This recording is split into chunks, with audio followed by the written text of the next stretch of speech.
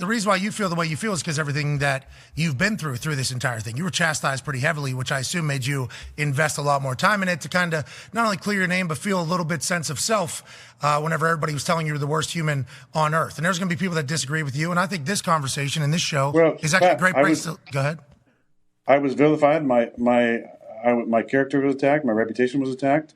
My sponsors were attacked. I received death threats. So yeah, I mean, why does it mean a lot to me? Because I went through that and survived the winter of death. So continue.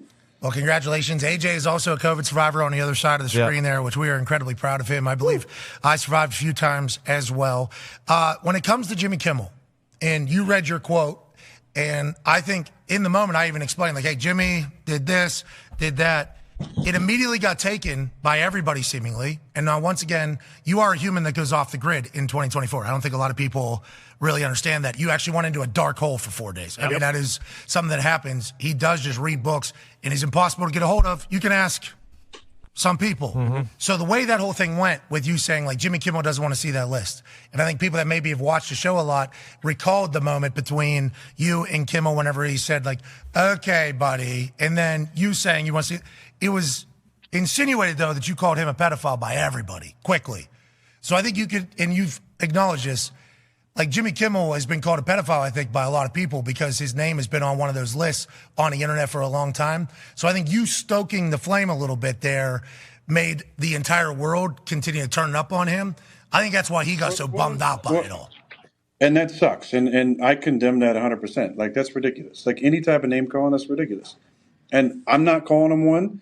And neither should you. So it's not backing me up or making me feel good if you're doing that. Let me make that crystal clear.